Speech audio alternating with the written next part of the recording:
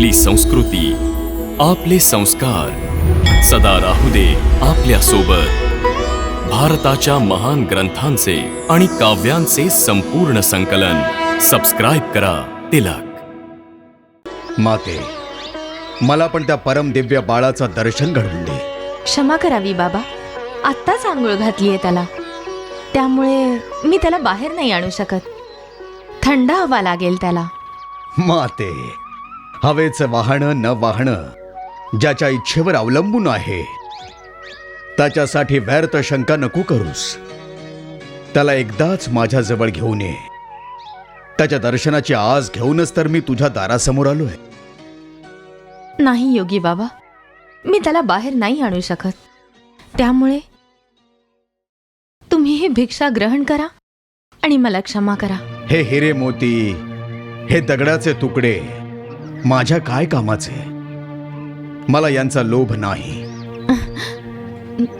हवे तर असे मोती माणिक माझ्याकडून घे. घे, ठेव यांना.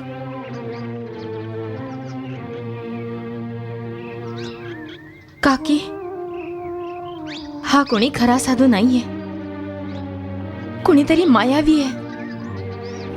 हे बघा योगी बाबा, तुमच्यासारखे अनेक मायावी या आधीही येऊन गेले आहेत. सगळ्या अशाच प्रकारे छान छान बोलत असत आणि मग सगळेजण त्याचा अनिष्ट करण्याचा प्रयत्न करत असत. भिक्षा हवी असेल तर घ्या, अन्यथा आत्ताच्या आत्ता इथून निघून जा.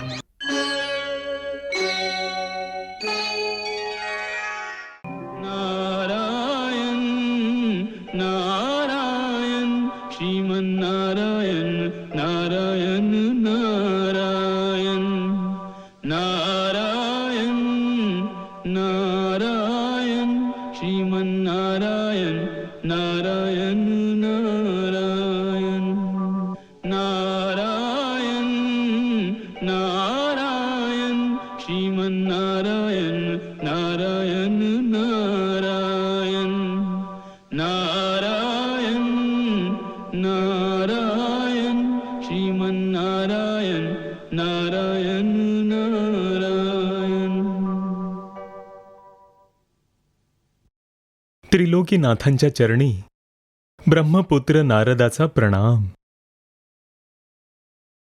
कल्याण मस्तू. भक्तराज, खूप आनंदित दिसताय तुम्ही. काय कारण आहे? प्रभू, तुम्ही तर सर्वज्ञ आहात, सगळं काही जाणता की आजकाल मी मृत्यूलोकातच असतो. तिथे ह्या काळी स्वतः भगवान कृष्ण बालरूपात निवास करतायत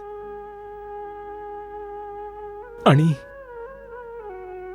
त्यांच्या या बाललीलांचा आनंद असा आहे की त्या आठवूनच रोमांच उभे राहतात. आहा, वाह वाह. नारद, तुमच्या मुखातून त्यांचं अद्भुत लीलांचं विवरण ऐकून आमच्या मनात ही इच्छा उत्पन्न होतेय की पृथ्वीवर आम्ही स्वतः जाऊन आपल्या स्वामींच्या त्या गोड बालरूपाचं स्वतः दर्शन घ्यावं. प्रभू, ही कसली लीला आहे? भगवान श्रीकृष्ण जेव्हा कधीही तुमच्याबद्दल बोलतात तेव्हा तुम्हाला त्यांचे स्वामी म्हणतात. रामावतारात तर रामेश्वरला स्वतःच्या हाताने तुमची स्थापना करून तुमची पूजाही केली. आणि इथे तुम्ही त्यांना तुमचे स्वामी म्हणता. प्रभू, तुम्ही दोघे तर एकच आहात, पण दिव्य रूप धारण करून कधी एक दुसऱ्यांचे भक्तही बनता तर कधी स्वामीही. प्रभू, याची व्याख्या करण्याची शक्ती शेष, ब्रह्मा, सरस्वती कोणातच नाहीये. अरे, प्रत्येक गोष्टीची व्याख्या करणं शक्य नसतं नारद.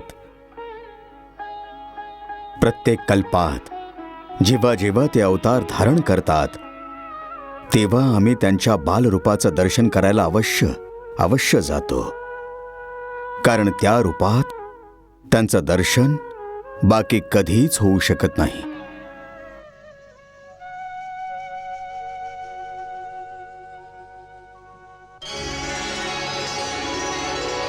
जय सच्चिदानंद.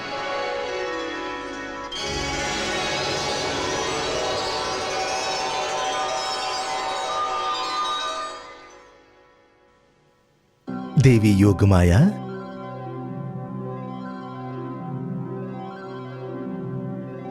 सावधान. त्रिभुवनपती भगवान शंकर गोकुळात येत आहेत. जशी आज्ञा स्वामी.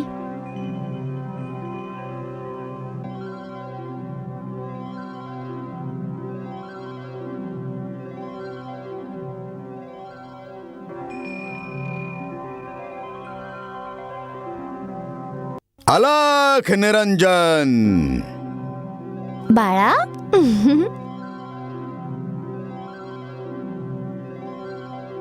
अलख निरंजन.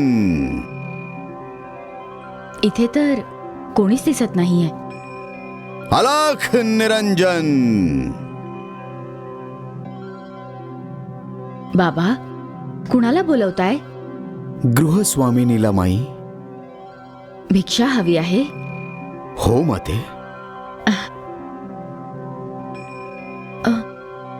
इथे तर कोणीच दिसत नाहीये.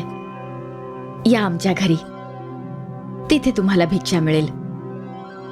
मी तुम्हाला भिक्षा देईन. माते, हा, अन्न वस्त्र धन जे तुम्हाला हवंय ते मिळेल. नाही माते, आमचा एक नियम आहे की आम्ही फक्त एकाच घरी जाऊन हाक देतो. जर तिथून काही मिळालं तर चांगलं आहे, नाहीतर आम्ही त्या दिवशी दुसऱ्या कुठल्याही घरी जात नाही. हे भगवान, तर मग उपाशीच राहाल? हो माई, जशी प्रभूंची इच्छा. नाही नाही बाबा, आमच्या गावातून कोणी साधू उपाशी परत गेला तर सगळ्या गोकुळासाठी शर्मेची गोष्ट असेल. बाबा, तुम्ही इथेच थांबा. मी आता जाऊन बघते की यशोदाजी कुठे आहेत. अलख निरंजन.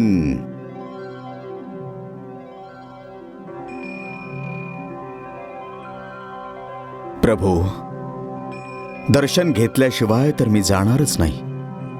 चिन चिन. ओ, यशोदा राणी. माझं बाळ. या काकी, काय यशोदा झालं? राणी, तुझ्या दारावर एक साधू कधीपासून भिक्षेसाठी उभा आहे. तू त्यांचा आवाज नाही ऐकलास का? नाहीतर. अगं, लवकर त्यांना भिक्षा देऊन टाक. कोणी मोठे महात्मा वाटतायत. अच्छा, जरा बाळाकडे लक्ष ठेवा, मी आलेच. असा योगी मी कधीच नाही पाहिला. त्यांच्या चेहऱ्यावर नजर ठरत नाही. का? अगं, इतकं तेज आहे त्यांच्या चेहऱ्यावर की जसं सूर्याचं तेज असतं. आणि बघ, किती कडक नियम आहे त्यांचा. ज्या दारी एकदा भिक्षा मागायला उभे राहतात, बस तिथूनच भिक्षा घेतात. आणि भिक्षा मिळाली नाही तर उपाशीच परत जातात.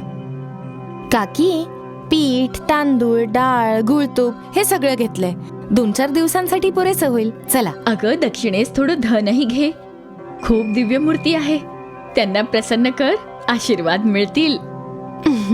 दक्षिणा तर मी विसरलेच, आणतेच.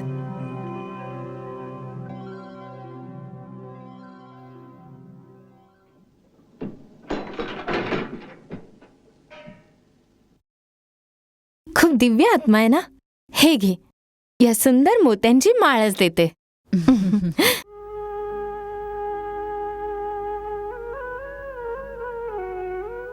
प्रभू, दर्शन देण्यास इतका वेळ का लावता?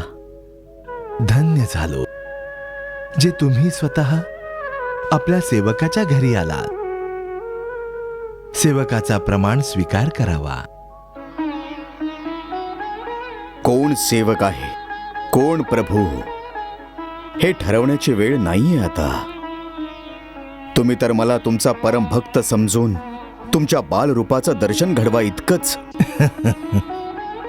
बालरूप तर या क्षणी माता यशोदेकडे गहाण ठेवलं आहे. त्यांच्याकडेच मागावं लागेल. घ्या, आई आली.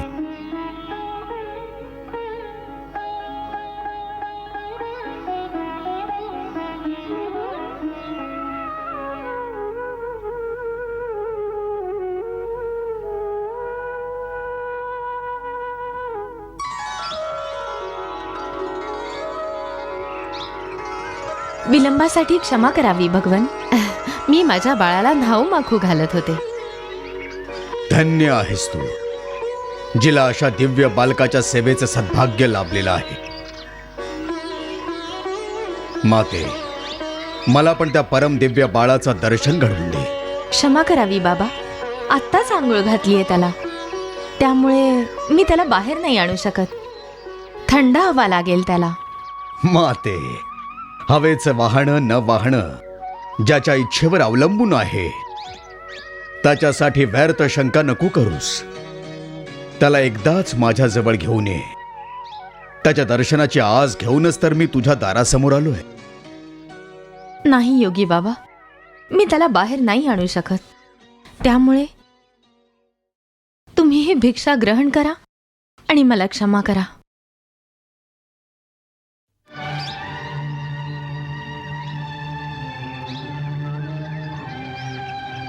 माते, हे हिरे मोती, हे दगडाचे तुकडे माझ्या काय कामाचे? मला यांचा लोभ नाही. हवे तर असे मोती माणिक माझ्याकडून घे.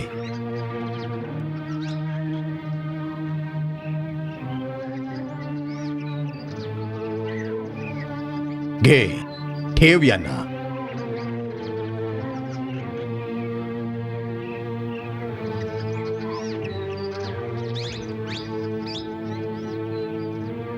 मला तर केवळ तुझ्या बाळाचं दर्शन करू दे, तीच माझी भिक्षा समज.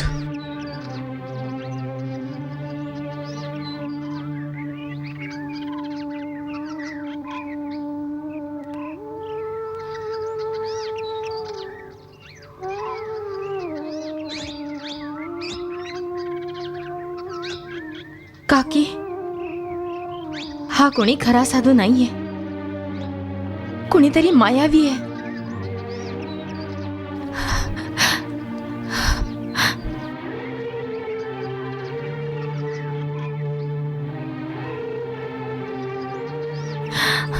हे बघा योगी बाबा, तुमच्यासारखे अनेक मायावी या आधीही येऊन गेले आहेत.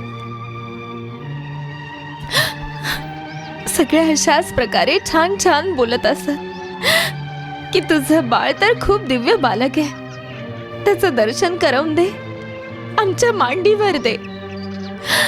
आणि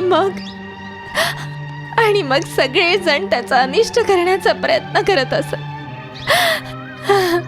माझ्या बाळाने तुमचं काय वाकडं केलं आहे, जे तुम्ही सर्व त्याचे शत्रू बनला आहात?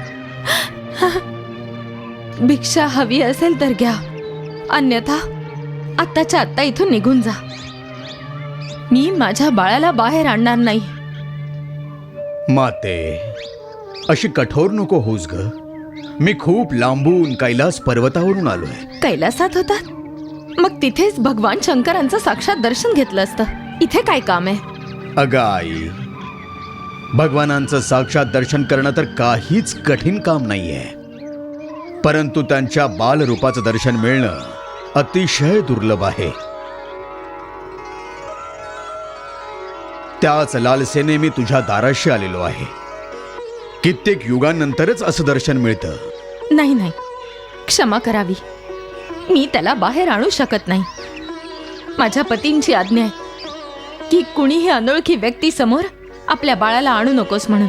ही अनोळखी व्यक्ती नाहीये यशोदा, ही अनोळखी व्यक्ती नाहीये. मला यांच्याबद्दल व्यवस्थित माहितीये.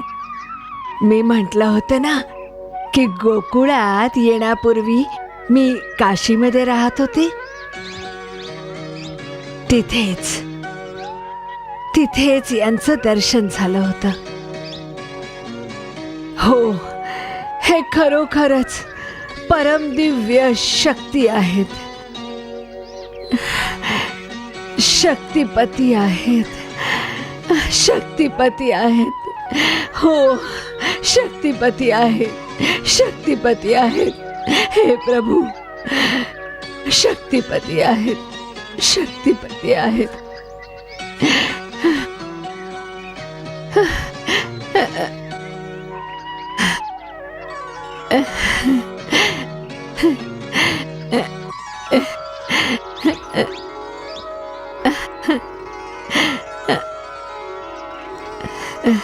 यशोदा, यशोदा, यांना बाळाचं दर्शन घेऊ दे. यशोदा, यशोदा राणी, यांना बाळाचं दर्शन घेऊ दे. यांचा आशीर्वाद मिळवून तुझं बाळ देखील अतिशय प्रसन्न होऊन जाईल. हो,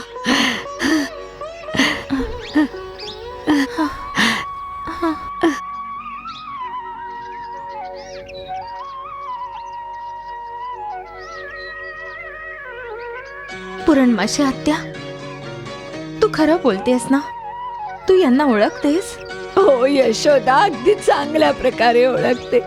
अगं हे तर तुझं सद्भाग्य आहे, जे तुझ्या बाळाचं प्रेम यांना तुझ्या घरापर्यंत घेऊन आलंय. परंतु यांची वेशभूषा तर पहा. बाळ तर ह्यांना अगदी बघूनच घाबरून जाईल. नको बाबा, नको. नाही यशोदा राणी, यांच्या मात्र दर्शनाने समस्त भयांचा नाश होऊन जातो, सर्व बाधा दूर होतात. हो, माझ्यावर विश्वास ठेव, मी कधी तुझ्याशी खोटं बोलले नाही. हो ना? ही पुरणमावशी आत्या कधी खोटं बोलत नाही. यशोदा राणी, आठवतंय तुला, जेव्हा ही सर्वप्रथम गोकुळात आली होती तेव्हा हिनेच आशीर्वाद दिला होता की तुझ्या घरी बाळ होईल म्हणून. तोपर्यंत तुम्ही सर्वांनी आशा सोडून दिल्या होत्या. ही नेहमीच सत्य बोलते, त्यामुळे हिचं बोलणं ऐक मुली. हो,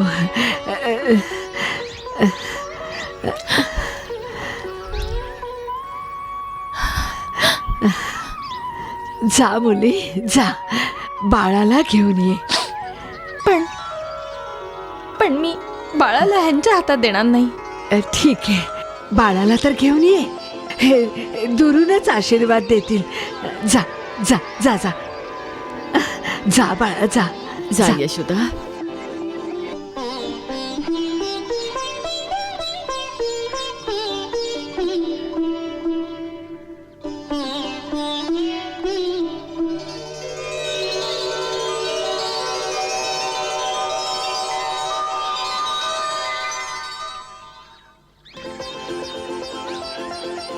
चल बाळा, कुणीतरी तुझ्या दर्शनासाठी आलंय.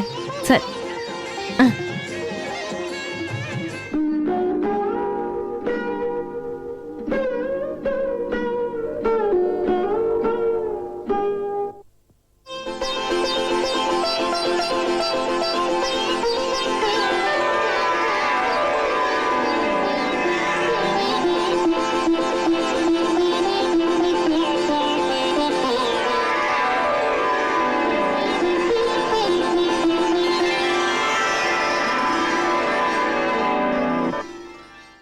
बघा योगी बाबा, याला बघा आणि आशीर्वाद द्या.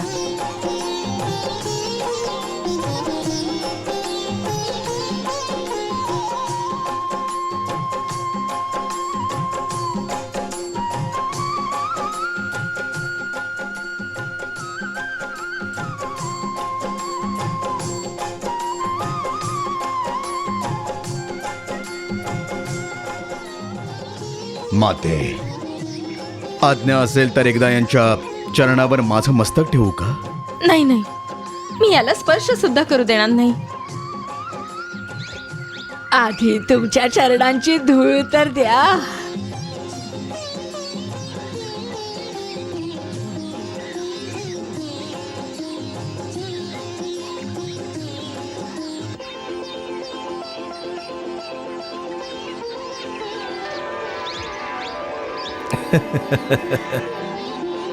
धन्यवाद प्रभू, कोटीशः धन्यवाद. हा कुठला न्याय झाला स्वामी की मी इतक्या दुरून येऊन तुमच्या बालरूपाला आलिंगन सुद्धा देऊ शकत नाही. ज्यांच्या चरणातून निघालेली गंगा मी माझ्या शिरावर धारण करतो, त्या चरणांना एकदा तरी स्पर्श करून द्यावा.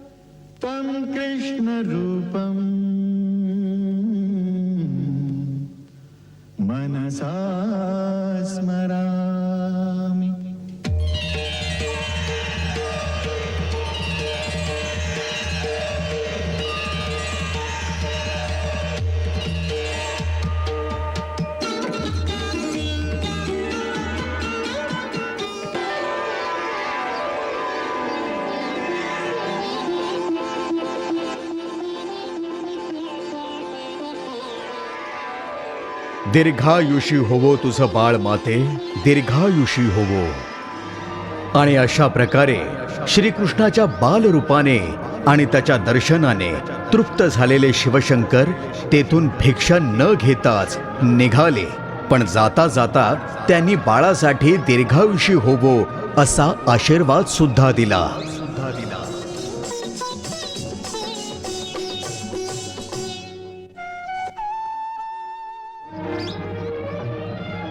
या भिक्षेचं, त्यातल्या हिरा माणकांचं मी काय करू माते? योगी रूपातील शिवशंकर यशोदेला हे विचारते झाले. आणि माझ्यासाठी तर हे केवळ निव्वळ दगडाचेच तुकडे आहेत. मी तर यांच्या मुखदर्शनानेच श्रीमंत आणि समृद्ध झालेलो आहे असे म्हणत कैलासपती पुन्हा आपल्या कैलासाच्या दिशेने रवाना झाले.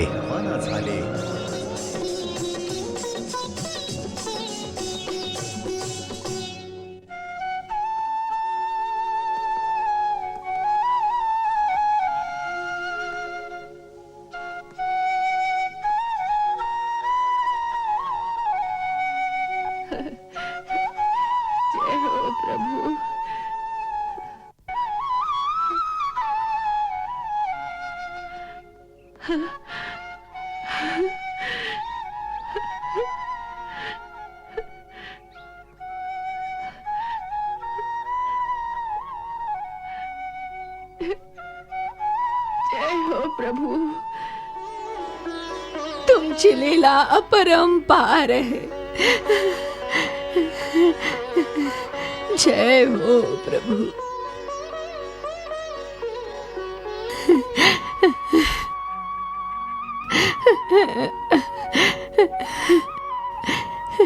पुरण मावशी आत्या, हा तू कुणाला नमस्कार करते आहेस? आणि हे साधू कोण होते? त्रिभुवनपती यांचे सखा नंद बाबा. या धरतीला प्रणाम करा जिथे त्यांचा चरण स्पर्श झाला.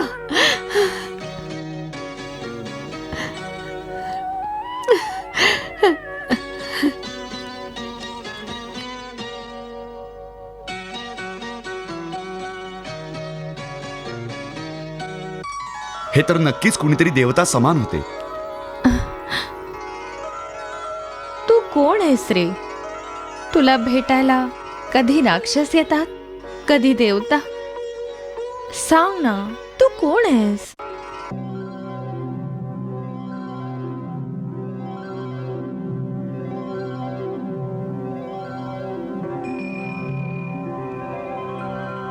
जय सच्चिदानंद. सेवकाचा प्रणाम स्वीकार करावा.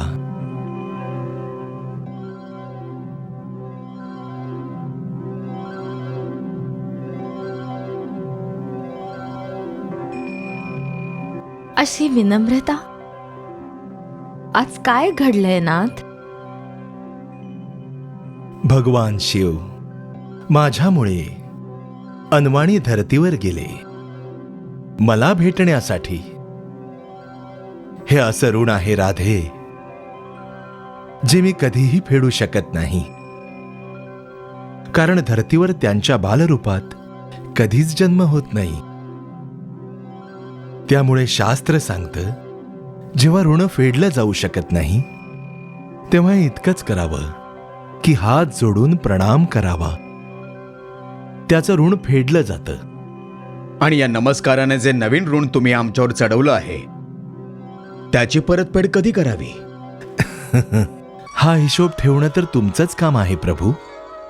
मी तर तुमचा प्रेमळ भक्त आहे आणि तुम्हाला माहित आहे की प्रेमी आणि भक्त दोघांनाही हिशोब ठेवता येत नाही.